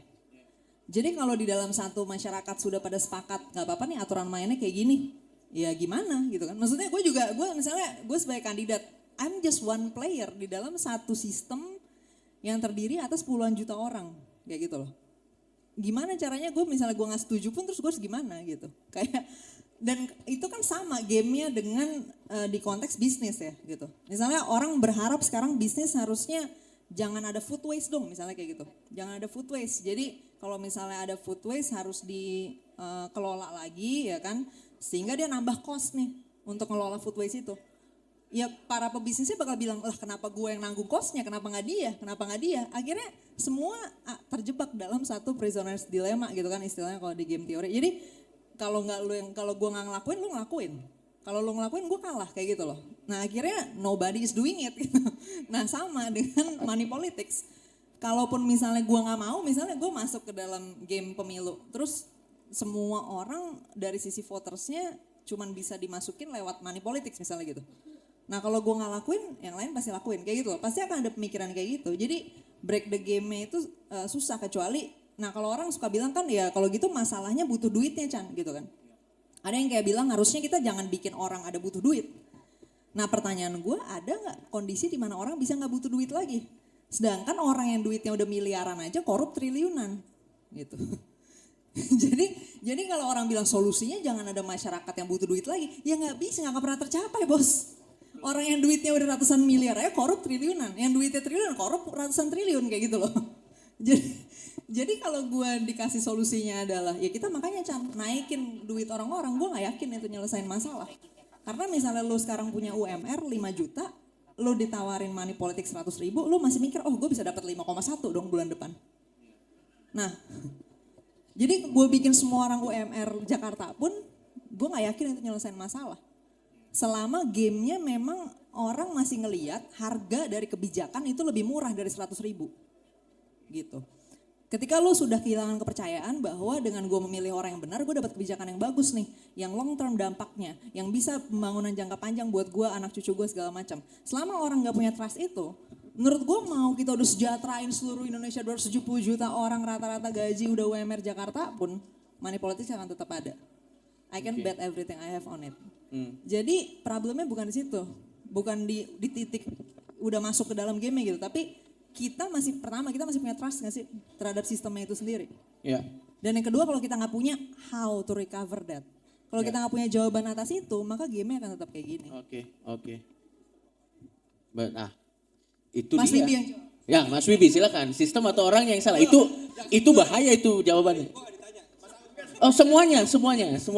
Mewakili masyarakat Jakarta, Mas. Mewakili masyarakat Jakarta. Saya percaya masyarakat Jakarta orangnya baik-baik. Oke. Santun. Mantap. Dan rajin berterima kasih. Habis terima kasih. Terima kasih ya kan. Jadi apakah itu udah ada ketimuran ya kan? Ya. Ya sebenarnya gini ya, apa yang terjadi di pemilu 2024 ya mungkin dikatakan oleh Mas Agus adalah pemilu yang sangat amat kompleks ya, sangat amat kompleks.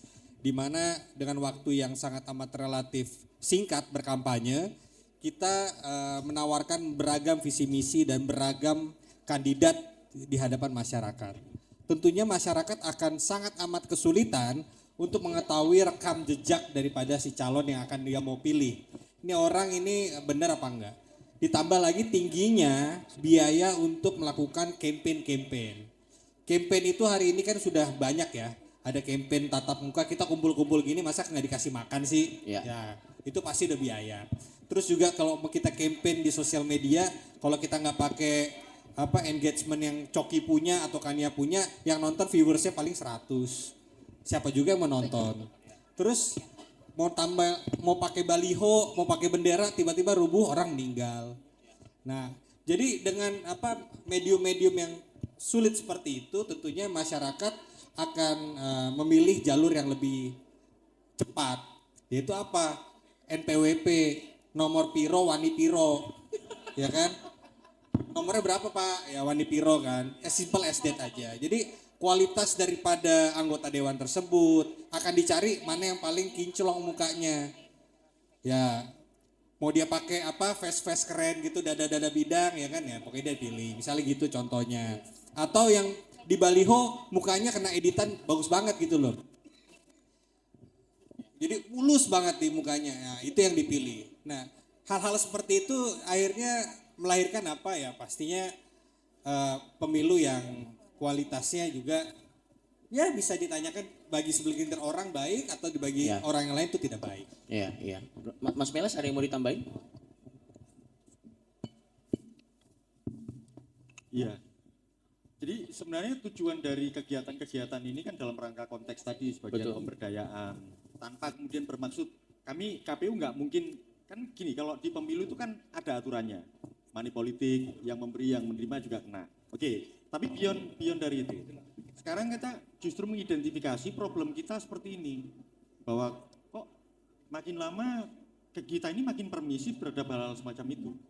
Nah kalau saya punya harapan justru teman-teman muda bisa jadi kesadaran itu muncul dan kemudian justru jadi agen-agen yang kalau itu dinilai tidak benar jangan dilakukan dan mengkampanyekan itu. Misalnya begini, ini simpel saja. Kami nggak ingin bilang bahwa kegiatan ini luar biasa, tapi biar pihak lain yang merekognisi itu. Mas Wibi tadi nyampaikan, ini dianggap sebagai sesuatu yang out of the box. Kalau teman-teman perhatikan ya, biasanya kalau kegiatannya KPU itu kan selalu urusannya karena kekuasaan, pendekatan kekuasaannya mengemuka, protokol segala macam. Kami tidak dekati itu lagi. Jadi kami justru kalau bisa datang ke kantong-kantong teman-teman yang ya tentu sasaran kita agensi milenial, agensi lah terutama, dan kemudian mendekati teman-teman dengan situasi yang sama gitu. Kritik kami juga nggak ada soal, itu biasa saja. Dan kami lakukan putaran ini kali ke-6 ya, nanti ada 7, yang 5 itu meet the politician, ketemu sama beberapa politisi, yang saya ingat tuh di Semarang, itu teman-teman membayangkan nggak Gen Z, kita itu bicara tentang logistik pemilu. Jadi KPU itu sempat harus cetak 1 miliar surat suara tuh, dan itu di kalangan anak-anak muda dan isu itu diterima. Jadi sebenarnya forum-forum semacam ini ya sarana kami untuk ya saling kritik, otokritik segala macam, itu hal yang normal. Kalau lihat stand up komedinya tepi jurang semua tuh. Apalagi yang di Bandung tuh wah udah karu-karuan. Tapi ya sudah, kita menghadapi situasi politik, dinamika sosial yang situasinya berbeda. Saya nggak mau katakan bahwa kita permisif terhadap politik uang itu karena warisan feodalisme zaman dulu, bisa saja. Karena kita belum mengalami modernitas, tiba-tiba diimplankan demokrasi dalam sistem kita yang masih feodal gitu, yang ngasih upeti. Itu kan juga PR kita bersama. Saya kira justru forum-forum ini untuk cari solusinya. Nah ada 2 format lagi yang di 2 tempat itu sebenarnya tidak bertemu dengan politisi, tapi benar-benar memotret isu-isu apa saja yang akan muncul. Nanti kami biar bisa proses, saya nggak tahu apakah kontraknya dengan Komisi.co akan diperpanjang atau enggak, bergantung evaluasi itu. Tapi so far model-model kegiatan ini juga akan ditiru sama mungkin mudah-mudahan teman-teman kami di provinsi dan kabupaten kota, minimal ya. Gitu. Saya kira itu. Oke, baik kita kasih tepuk tangan dulu untuk Mas Melas. Berarti pertanyaannya kalau misalnya ditanya yang salah orangnya atau sistemnya, di dunia ini mau sistem sebagus apapun kalau orangnya nggak capable pasti tidak akan berjalan. Dan kalau orangnya belum capable salah siapa? Ya tanggung jawab kita semua untuk membantu supaya orangnya bisa capable. Dan salah satu cara untuk membuat orang jadi capable bagaimana? Acara dari KPU ini. Tepuk tangan dulu dong buat KPU ini. Gokil loh bro. Sudah jalan 6 kota. Oke, ada lagi yang mau bertanya? Silakan yang di belakang situ. Kita gantian ya. Kita dari yang sebelah situ dulu. Langsung.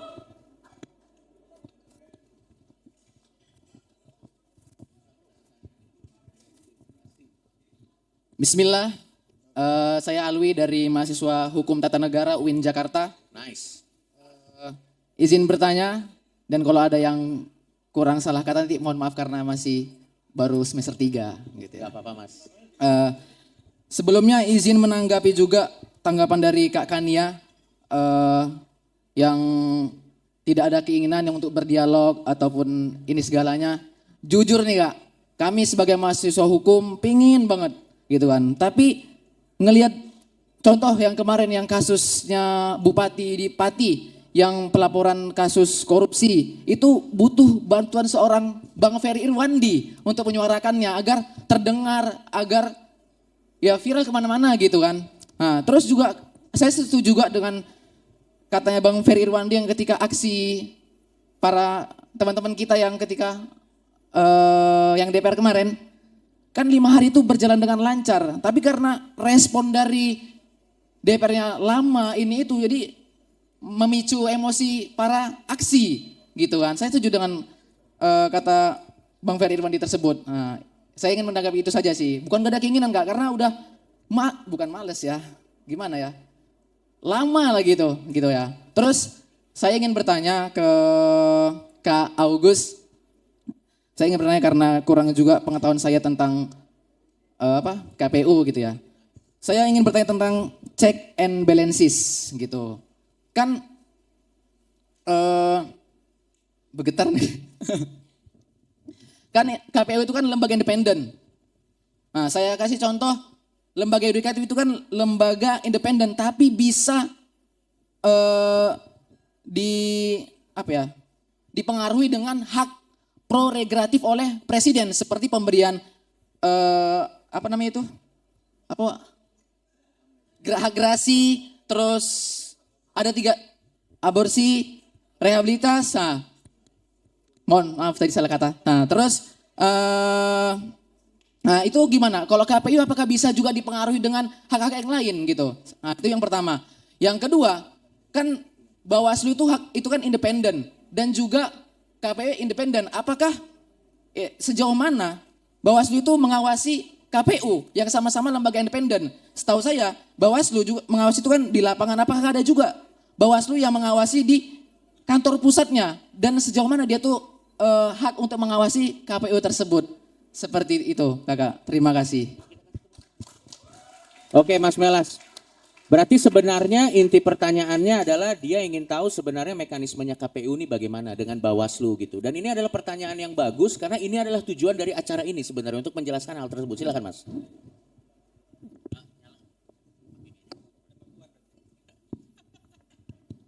Iya, terima kasih. Jadi kalau kewenangannya presiden itu melekat di konstitusi. Jadi gini teman-teman. Sistem konstitusi itu akan diktate atau menentukan bagaimana sistem pemerintahan yang ideal berjalan. Sistem pemerintahan ideal kita berjalan itu kan presidensial ya. Jadi presiden punya kewenangan tadi macam-macam tuh. Berikan gerasi, abolisi, amnesti, rehabilitasi. Ada yang harus konsultasi dengan DPR, ada yang pakai Mahkamah Agung. Itu sudah diatur di konstitusi, kita tidak bisa apa-apa. Nah independen, KPU itu kan lembaga independen. Mandiri sebenarnya. Kalau di konstitusi itu diatur penyelenggaraan pemilu diselenggarakan setiap 5 tahun oleh suatu komisi pemilihan umum yang bersifat nasional, tetap dan mandiri. Nah mandiri yang seringkali dianggap independen. Sebenarnya gini, KPU itu meskipun dia mandiri, dia sebenarnya pelaksana undang-undang. Karena pelaksana undang-undang maka dia bagian dari eksekutif. meskipun kami tidak di bawah presiden. Tetapi mekanisme ketatanegaraannya kan begini, anggota KPU yang dilantik itu pelantikannya surat keputusannya dari presiden. Nah ini memang mekanisme tata negara. Anda kuliah semester berapa? 3.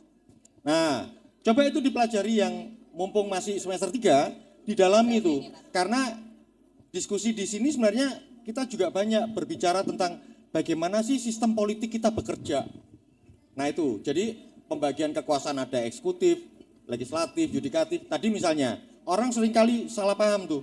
Mas Wibi itu kalau bisa diminta bawa program, padahal dia bukan kepala dinas, bukan bupati, wali kota atau gubernur yang punya program.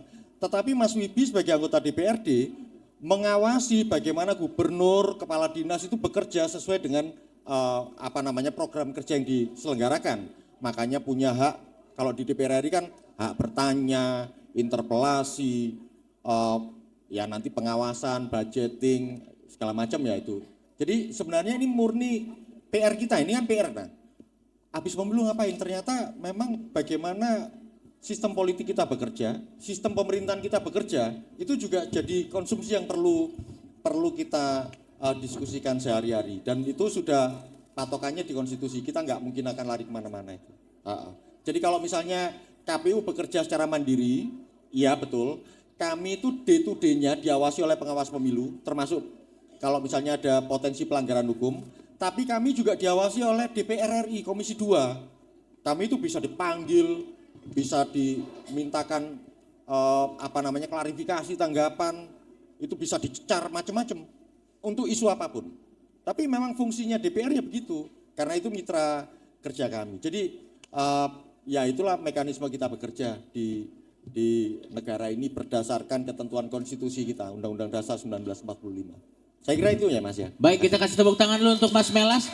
Dan tadi untuk menanggapi Mas, tadi lo dengar nggak kan? Dia bilang katanya kan lo bilang tadi kan lo udah kehilangan kepercayaan bahwa akan ada orang-orang yang datang ke pemerintahan untuk ngobrol. Terus dia bilang katanya buktinya di Pati aja perlu Ferry Irwandi. Terus waktu di Jakarta juga waktu 17+8 juga perlu Ferry Irwandi gitu. Mas, tanggapan saya Mas ya, Ferry Irwandi itu cuma satu orang. Kalau dia harus ke seluruh Indonesia, dia setruk Mas. Saya kenal beliau soalnya, dia kemana-mana. Jadi memang kita harus bisa berbagi tugas dengan beliau untuk bisa mengadres apa yang bisa diadres gitu aja ya, sih tadi sebenarnya. maksudnya dia tuh gini Cok, maksudnya dia kayaknya percuma juga deh kita kalau benar, karena kayak butuh Ferry baru bisa ramai. Betul. Nah maksud gue justru gini, the fact bahwa kita itu baru berbicara ketika itu ramai, ya itu yang menunjukkan maksudnya ini sistemnya memang sudah chaos gitu maksudnya. Kan gini ya, kalau misalnya suatu sistem itu cuman terjadi komunikasinya sekali dalam berapa tahun misalnya. Kita kan demo besar itu nggak mungkin tiap hari kan. Betul. Nggak masuk akal juga kita demo besar tiap hari kan gitu. Jadi sebenarnya kan kalau kita bicara sistem yang sehat itu kan harusnya komunikasi yang rutin setiap hari atau setiap minggu itu terjadi gitu. Misalnya apakah ada balai warga mungkin ya, ataukah ada pertemuan mingguan dengan DPRD gitu loh, atau dengan kantor partai di daerah ya, DPC misalnya gitu. Nggak bisa tiba-tiba tuh isunya udah langsung di DPR aja kita langsung ber10.000 orang kayak gitu kan itu bukan sistem gitu loh kayak gitu. Itu namanya momentual gitu, maksudnya kita kayak gitu ya jatuhnya gitu. Nah sedangkan poin gue tadi adalah memang ini agak susah nih karena ketidakpercayaannya juga sudah besar gitu. Yang mana itu juga datang bukan out of nothing ya. Betul bahwa ada juga tindakan-tindakan yang sudah mengecewakan gitu dari sebelumnya.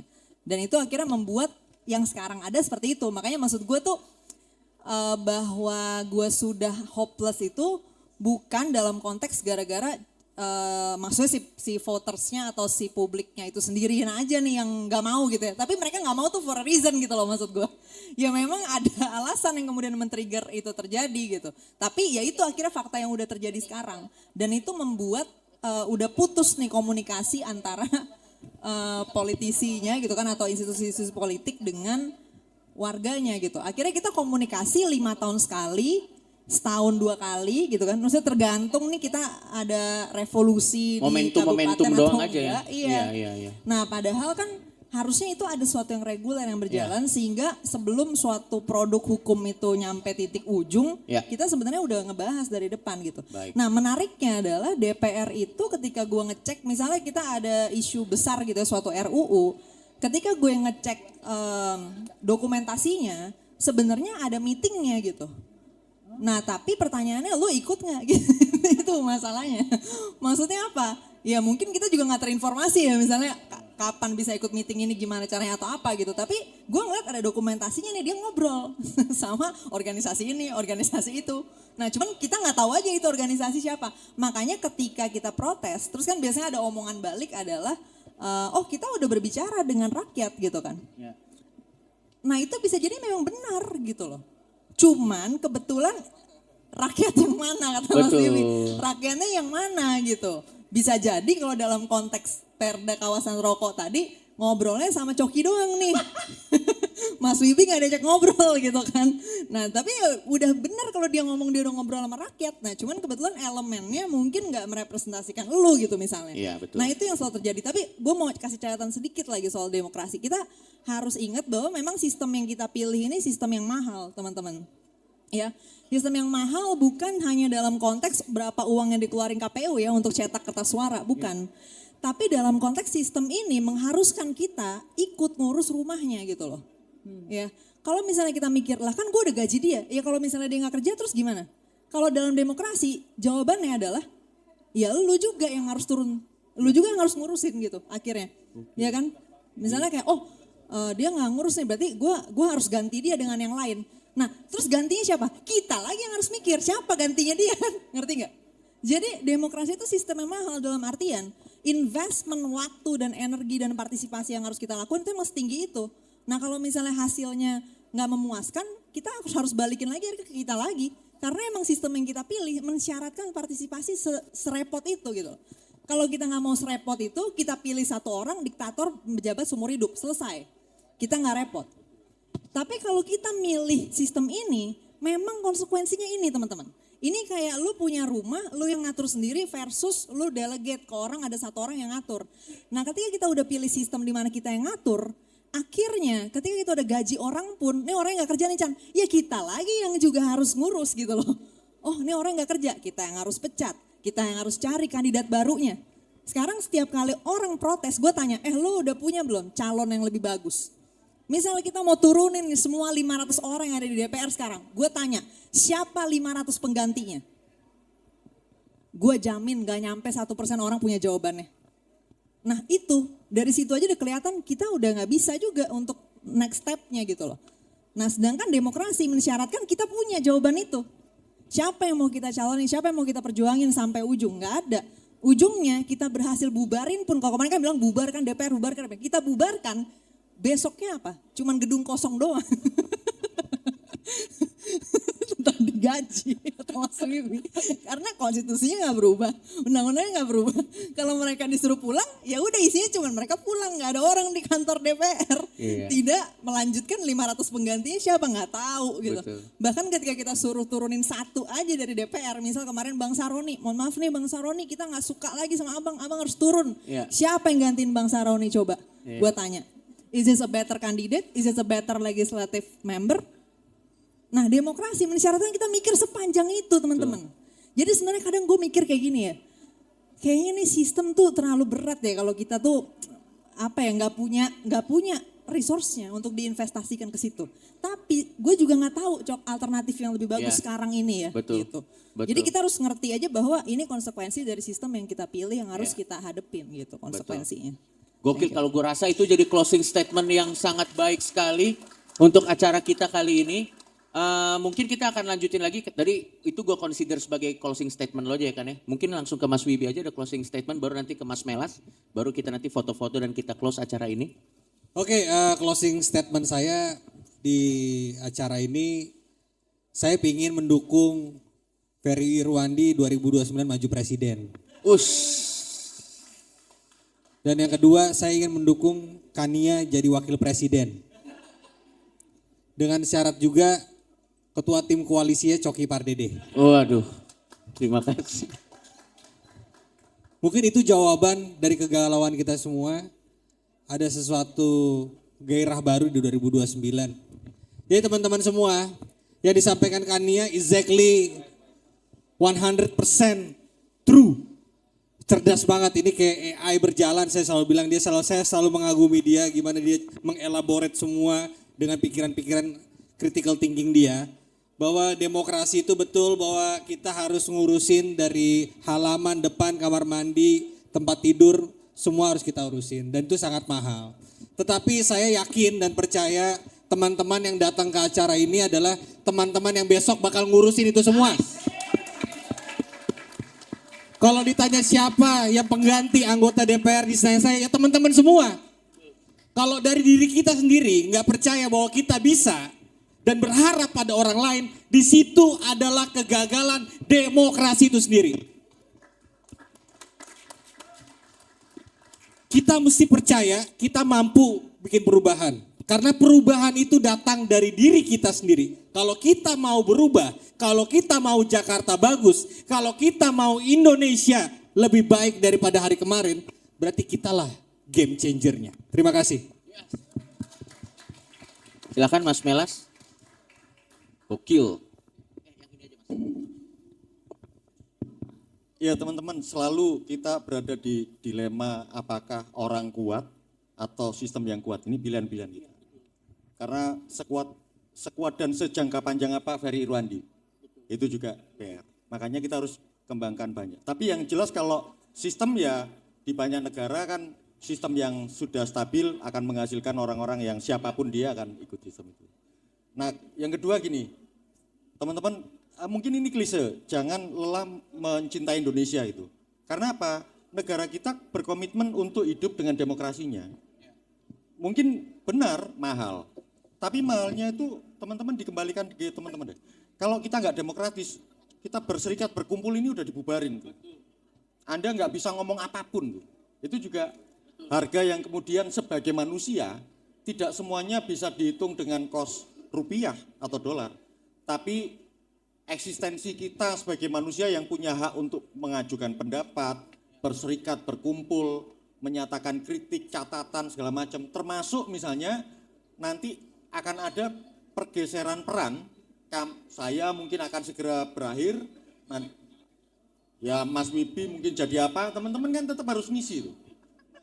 Di iklim-iklim demokrasi semacam ini yang kemudian ya diasumsikan kan, whether backgroundmu apapun, jenis etnismu, agama, segala nggak ada soal. Dalam konteks demokrasi, Anda posisinya sama dengan yang lain. Yang bisa berkompetisi karena itu yang kemudian kita harus dorong ke depan. Saya kira tapi apapun juga ini satu hal yang menurut saya sangat luar biasa. Makasih.